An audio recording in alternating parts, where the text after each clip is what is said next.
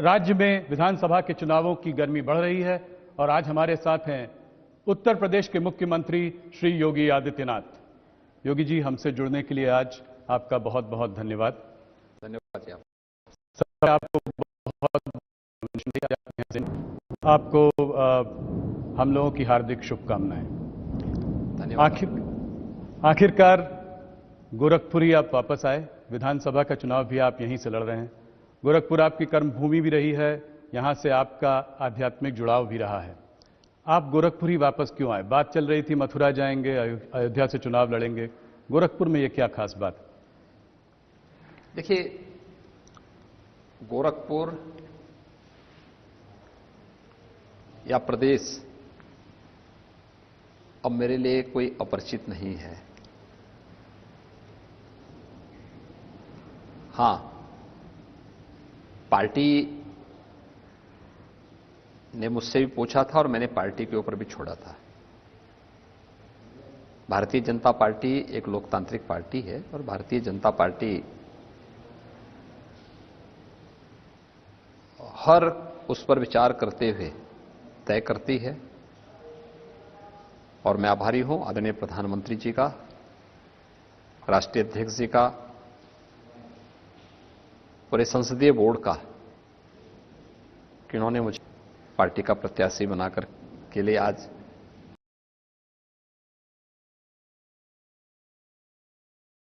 नामांकन भरने के अनुमति। आज मैंने भारतीय जनता पार्टी के एक अधिकृत प्रत्याशी के रूप में गोरखपुर विधानसभा सीट से अपना नामांकन फाइल किया है। योगी जी, मैं सबसे पहला सवाल आपसे राजनीतिक सवाल पूछूंगा। 2017 में आप लोगों ने यहां पे इतिहास रचा। आप लोगों को 312 सीट मिली, आपके गठबंधन को 323 सीटें मिली। इस 403 सीट में इतनी सीट आ जाना एक अपने आप में उस वक्त बहुत बड़ा अचीवमेंट माना गया। इस वक्त इस चुनाव में आप लोग फिर से 300 का नारा दे रहे हैं, इस बार 300 पार दोबारा। क्या आपको लगता है कि यह इस बार हो पाएगा? देखिए, लोकतंत्र में जन विश्वास किसी भी राजनेता के प्रति एक बहुत बड़ी उपलब्धि के रूप में सो देखा जाना चाहिए और इसमें कोई संदेह नहीं है कि प्रधानमंत्री मोदी जी के प्रति उत्तर प्रदेश और देश ने जो विश्वास व्यक्त किया है 2014 में, 2017 में उत्तर प्रदेश के अंदर, 2019 में फिर देश ने, वह अन्य राजनेता देश की आजादी के बाद हासिल कर पाए हो दिखाई नहीं देता है। इतना प्रचंड जन समर्थन और मेरा यह मानना है कि बीजेपी की उत्तर प्रदेश की डबल इंजन की सरकार जन विश्वास पर खरा उतरेगी।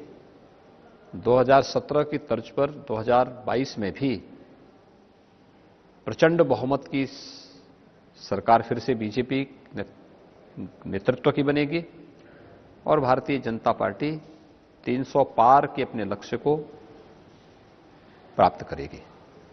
योगी जी, अगर जितने भी अभी तक सर्वे आए हैं, अगर आप सर्वे देखें तो भारतीय जनता पार्टी को 230 से 260 तक सीट बताई है। अलग अलग सर्वे ने अलग अलग वो दिया है। समाजवादी पार्टी की काफी बढ़ोतरी हुई है। पहले उनकी 40 प्लस कुछ सीटें थी, 43 सीटें थी, अब करीब 100 से ऊपर 150 की तरफ भी जाता हुआ दिखाई दे रहा है। क्या आप इस बात को मानते हैं कि ऐसा हो सकता है?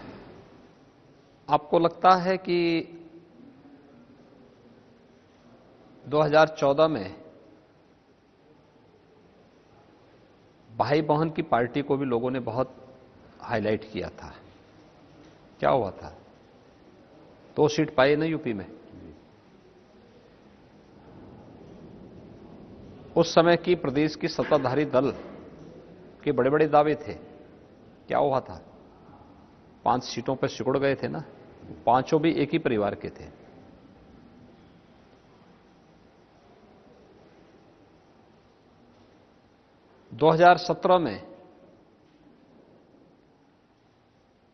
दो लड़कों की जोड़ी आई थी ना,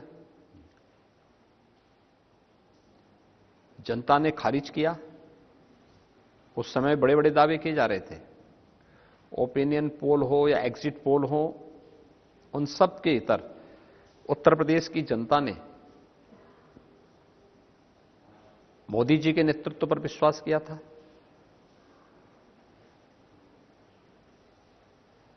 भारतीय जनता पार्टी को अपना समर्थन दिया था। 2019 में महागठबंधन बन गया था।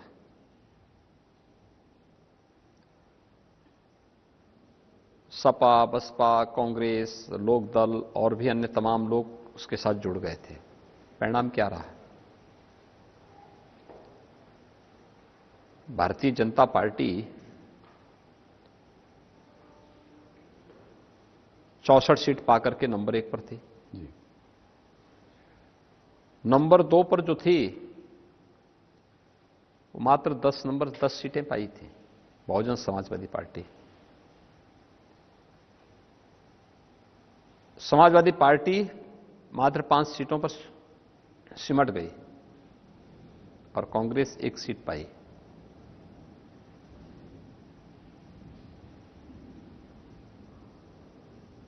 इस चुनाव में भी आप यही देखेंगे। जी, उस वक्त भी सर्वे आपको कम सीटें दी। मैं क्या कह रहा हूं ना, देखिए, सर्वे, ओपिनियन पोल और एग्जिट पोल दोनों, आप तीनों चुनावों का देख लें। जी। तीनों चुनावों में क्या ट्रेंड है और मतदान का ट्रेंड क्या है। मोदी जी की लोकप्रियता में कोई कमी नहीं, बढ़ोतरी हुई है। जी। वैश्विक मंच पर भारत की प्रतिष्ठा बढ़ी है। आंतरिक और बाह्य सुरक्षा के मोर्चे पर भारत पहले की तुलना में 7 वर्ष पूर्व की तुलना में बहुत बेहतर स्थिति में है। उत्तर प्रदेश के अंदर 5 वर्ष के दौरान सुरक्षा के मुद्दे पर एक बेहतरीन स्थिति में हम लोग आए हैं। निवेश की व्यापक संभावनाएं यूपी के अंदर बनी हैं। रोजगार के सृजन हुए हैं। युवाओं को नौकरी पारदर्शी तरीके से मिलती हुई दिखाई दी है। अन्नदाता किसानों के भविष्य के लिए और अन्नदाता किसानों की खुशहाली के लिए नया करने की एक व्यवस्था हुई। ऋण माफी से लेकर के प्रधानमंत्री किसान सम्मान निधि और लाखों हेक्टेयर लैंड को सिंचाई की अतिरिक्त क्षमता विकसित करने की कार्रवाई, एमएसपी से लागत का 1.5 गुना दाम किसान को आज प्राप्त हो रहा है। बहुत सारी चीजें हैं। महिलाओं को सुरक्षा मिली है, उनके आर्थिक स्वावलंबन की तरफ से भी सरकार ने बहुत कुछ कदम आगे बढ़ाए हैं। तो डबल इंजन की सरकार का लाभ उत्तर प्रदेश के अंदर मिला है। तो ये सभी चीजें जुड़ेंगी तो 300 का पार बीजेपी पाएगी। और आपने देखा होगा, आप पिछले 6 महीने के अंदर देखें, 6 महीने पहले सपा गठबंधन कहा था, 3 महीने पहले कहा था और 1 महीने पहले कहा था, और आज कहां पे है। ये 4 अलग अलग सर्वे भी आप देखेंगे तो वो लगातार उनको डिक्लाइन की तरफ है। जी। बीजेपी अप कर रही है, ये हर व्यक्ति जान रहा है। और प्रथम और द्वितीय चरण के टिकट वितरण के बाद जब प्रचार की कार्रवाई शुरू हुई, आज बहुत स्पष्ट स्थिति है कि बीजेपी 300 पार सीट पाएगी। इसमें कोई संदेह किसी को नहीं होना चाहिए। और मैं तो पहले इस चीज को बोल चुका हूं। जी। देखिए, ये चुनाव अंततः 80-20 का होना है। 80 में बीजेपी को रहना है, 20 में बाकी शेष दलों को रहना है। ये 80-20 की जब आपने बात की, हमारे मंच पे भी की, पहले भी की, तो लोगों ने इसको ऐसे इंटरप्रेट किया कि 80% हिंदू और 20% मुसलमान। क्या इसको इस तरीके से देखा? देखिए, कोई सोच किस रूप में रहा है, लेकिन मेरा यह मानना है कि 80% वे सकारात्मक भाव के साथ कार्य करने वाले लोग हैं, जिन्होंने उत्तर प्रदेश के अंदर सुरक्षा के बेहतर वातावरण को स्वीकारा भी है और उसको अनवरत वे बनाए रखना चाहते हैं। जिन्होंने प्रदेश के 5 वर्ष के अंदर डबल इंजन की सरकार के विकास के इंफ्रास्ट्रक्चर डेवलपमेंट से जुड़े हुए कार्यों को नजदीक से महसूस किया और उसका लाभ भी लिया है, देखा है, उत्तर प्रदेश के लिए वर्तमान और भावी पीढ़ी के लिए आवश्यक है, एप्रिशिएट किया उन्होंने। वे लोग हैं जिन्होंने गरीब कल्याणकारी योजनाओं को हाथों हाथ लेकर के उसकी की है और उसको आगे भी अनवरत जारी रखना चाहते हैं। गरीब को अन्न योजना का लाभ मिले, गरीब को आवास की सुविधा का लाभ मिले, हर एक व्यक्ति को बिना भेदभाव की सुरक्षा और बिना भेदभाव की बिजली मिले, आवागमन आसान हो, हाईवे, रेलवे, एयरपोर्ट, ग्रामीण सड़कें, ये सभी बेहतर हो। गांव में ऑप्टिकल फाइबर के माध्यम से हम तकनीक के माध्यम से लोगों के जीवन को और सरल करें, आसान बनाएं। इसके लिए जो प्रयास जो लोग सोचते हैं वह एक सकारात्मक ऊर्जा से भरपूर वह संख्या है जो 80% से ऊपर है, जो बीजेपी का साथ देगी। हां, जिनको लगता है कि सुरक्षा उनके अनैतिक और अवैध गतिविधियों पर लगाम है और ये हर हाल में ये बैरियर हटना चाहिए, तो वह कभी भी बीजेपी को स्वीकार नहीं कर सकती है। जिन्हें लगता है कि गरीब का कल्याण नहीं होना चाहिए, ये अन्न योजना क्यों मिल रही है, क्योंकि अब तो पहले इत्र वाले मित्र के घर में सारा पैसा चला जाता था, जो विकास का पैसा सब इत्र वाले मित्र के यहां चला जाता था, तो उनको तो परेशानी होगी स्वाभाविक रूप से। वो कब प्रदेश के हितैषी रहे हैं, कब गरीब का हितैषी रहे हैं, कब महिलाओं की सुरक्षा के प्रति संवेदनशील रहे हैं, कब अन्नदाता किसानों के हितैषी रहे हैं। कैराना और मुजफ्फरनगर में आपने कहा है कि जिन लोगों को बहुत गर्मी चढ़ी है उनकी आप गर्मी उतार देंगे, यहां तक कि मई जून में आप वहां शिमला बना देंगे। ये आपने एक बार नहीं कई बार कहा है। कल आप मुजफ्फरनगर जा भी रहे हैं, कौन तो इसमें बुरी बात क्या है जी? तो कल आप जा भी रहे हैं। मुझे एक बात बताइए, क्या किराना के व्यापारियों को सुरक्षा पाने का अधिकार नहीं है? प्रदेश की बेटियों को और वहां की बहनों को सुरक्षा पाने का अधिकार नहीं है? पूरा अधिकार है। और किसी भी चुनी गई सरकार का यह नैतिक दायित्व बनता है कि बिना भेदभाव की सुरक्षा दें। और मैं इसको बीजेपी सरकार की उपलब्धि मानता हूं कि सुरक्षा का जो वातावरण भारतीय जनता पार्टी की डबल इंजन की सरकार ने दिया है, इस सरकार के इस कार्य को माताओं ने, बहनों ने, बेटियों ने हाथों हाथ लिया है, इसको स्वीकार किया है, हाथों हाथ लिया है। लेकिन जो लोग पहले पलायन के लिए जिम्मेदार थे, दंगों के लिए जिम्मेदार थे, उपद्रव के लिए जिम्मेदार थे, आपराधिक दुनिया के शहंशाह अपने को मानते थे, वे पेशेवर हिस्ट्री सीटर 4.5 साल दुबके हुए थे अपने बिलों में।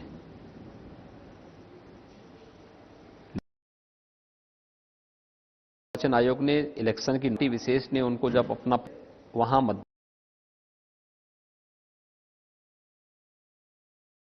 मतदाताओं को, व्यापारियों को, गरीबों को, किसानों को, बेटियों की सुरक्षा के लिए फिर थ्रेट आने लग गए, तो प्रदेश के एक जिम्मेदार व्यक्ति के नाते मेरा दायित्व तो बनता था कि मैं उनके थ्रेट का जवाब कायदे से दे दूं कि जो गर्मी है ना, ये 10 मार्च के बाद फिर शांत हो जाएगी और हम भी देखेंगे 10 मार्च के बाद क्या होगा।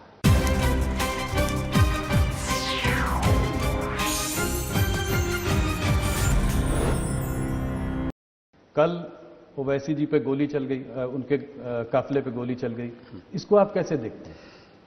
देखिए, हम लोकतंत्र में बैलेट पर विश्वास करते हैं, बुलेट पे नहीं।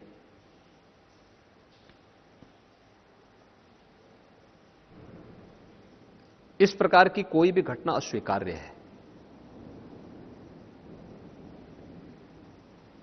मंच पे उनके अपने भाषण होंगे, हमारे अपने भाषण होंगे, हमारे वैचारिक मतभेद हो सकते हैं, लेकिन इस प्रकार की किसी को भी सुरक्षा के साथ खिलवाड़ करने की छूट नहीं दी जा सकती है। एक दूसरा, मैं सभी दलों के नेताओं से भी इस बारे में अपील करूंगा कि मंच से भाषण देते समय इस बात ध्यान में रखें कि हर वर्ग की भावनाओं का भी सम्मान होना चाहिए। हम वोट बैंक के लिए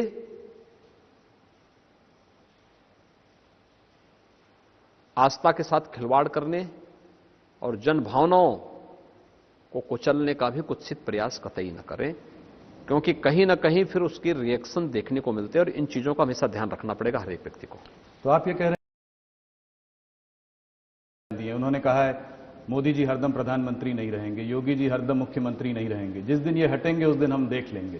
तो आपको लगता है ये इन सब चीजों की वजह से हो रहा है? नहीं, देखिए ऐसा नहीं, सुरक्षा मिलनी चाहिए उनको और उनको राज्य सरकार ने सुरक्षा पहले से दे रखी है। जहां आप की बात कर रहे हैं वहां पे ऑपोजिशन समाज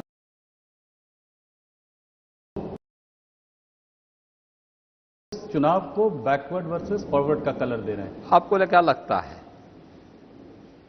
जहां हम राष्ट्रवाद की बात करते हैं वो जातिवाद की बात करते हैं, हम लोग विकास की बात करते हैं तो तुष्टीकरण की बात करते हैं, हम लोग जब गरीब कल्याण की बात करते हैं तो वे परिवारवाद की बात करते हैं। सच्चाई तो ये है कि नाम भले ही समाजवादी होगा, सोच तो परिवारवादी ही है और काम दंगावादी से आज भी उभर नहीं पाया है। ये प्रदेश का बच्चा बच्चा जानता है। जिन लोगों की सोच कभी परिवार से ऊपर उठ करके नहीं जा पाई है, उन लोगों से आप ओबीसी समुदाय के कल्याण की बात करते हैं या अनुसूचित जाति के कल्याण की बात करते हैं या उनसे आप किसी सामाजिक सौहार्द की अपेक्षा रखते हैं? ये सोच ही अपने आप में मुझे लगता है कि कोरी कल्पना के अलावा और कुछ नहीं। योगी जी, एक सवाल आपसे पूछना चाहूंगा। आप मोदी जी का स्लोगन रहा है सबका विकास, सबका साथ, सबका विकास, सबका विश्वास, सबका प्रयास। आप इसको दोहराते हैं, आप हर मंच से इस बात को कहते भी हैं। अगर आपने इतने कैंडिडेट्स अभी तक घोषित किए हैं, मगर मुसलमान कोई भी कैंडिडेट आपने घोषित अभी तक नहीं किया है। देखिए, तो आपसे मैं ये जानना चाहता हूं कि योगी आदित्यनाथ का मुसलमानों से क्या रिश्ता है? मेरा वही रिश्ता उनके साथ में है जो उनका रिश्ता मुझसे है।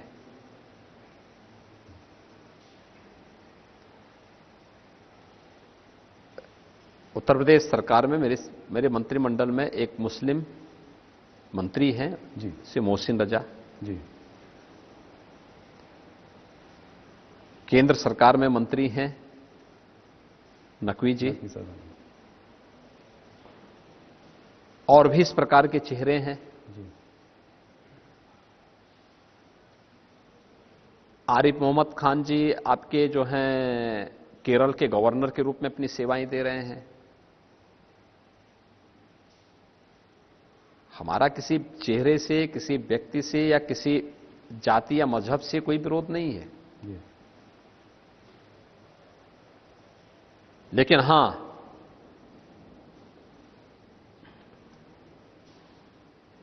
जिसका विरोध भारत से है, भारतीयता से है, स्वाभाविक रूप से हमारा उससे विरोध होगा। अब ये गठबंधन से ऊपर उठ चुका है चुनाव। फर्स्ट फेज का इलेक्शन होने दीजिए ना। ये इलेक्शन सुनामी बनेगा और भारतीय जनता पार्टी प्रचंड बहुमत के साथ प्रदेश के अंदर सरकार बनाएगी। क्या आपको लगता है जाट और मुसलमान इस पर साथ में आ सकते हैं? देखिए, मुझे तो जमीन पे नहीं दिखाई देता है, और जो बयान हैं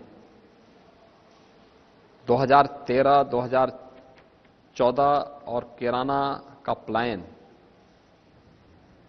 पश्चिमी उत्तर प्रदेश में कोई व्यक्ति नहीं भूल सकता। और टिकट घोषित होने के बाद जिस प्रकार के थ्रेट आए हैं एसपी बीएसपी के प्रत्याशियों के द्वारा, उसको भी पश्चिमी उत्तर प्रदेश का नागरिक कभी विस्मृत नहीं कर सकता। इसलिए मुझे नहीं लगता है कि अगर कोई गफलत में हो तो अलग विषय है। जी। मुझे नहीं लगता है कि गौरव सचिन जैसे जाट युवकों और उसके बाद मारे गए सैकड़ों लोगों और गलत ढंग से फंसाए गए हजारों लोगों के अपमान को लोग भूल जाएं। मुझे नहीं लगता है। और जो वहां के रिएक्शन आ रहे हैं माताओं के, बहनों के, गांव के किसानों के, बुजुर्गों के, नौजवानों के, उसमें कहीं नहीं लगता है कि इस प्रकार का कोई समीकरण होगा। तो जाट आपसे छिटकता हुआ आपको नहीं दिखाई दे रहा है? आपको कैसे लगता है? जाट उसी 80 का पार्ट है जी, उससे बाहर कहां से हो जाएगा? ब्राह्मण वोट की अगर थोड़ा सा बात करें तो अखिलेश जी काफी ब्राह्मण वोट को वो करना चाह रहे हैं। उन्होंने कहा है कि अगर हम सत्ता में आएंगे तो परशुराम जयंती भी मनाएंगे। इसको आप कैसे देखते हैं? देखिए, एक प्रबुद्ध समाज को आप गुमराह नहीं कर सकते। योगी जी, आप हमसे आज जुड़े, आपने हमारे सारे सवालों का जवाब दिया। गोरखपुर से आज आपने नॉमिनेशन फाइल किया है। हम सब की ओर से आपको इस चुनाव के लिए बहुत बहुत शुभकामनाएं। बहुत बहुत धन्यवाद। धन्यवाद जी, बहुत बहुत धन्यवाद।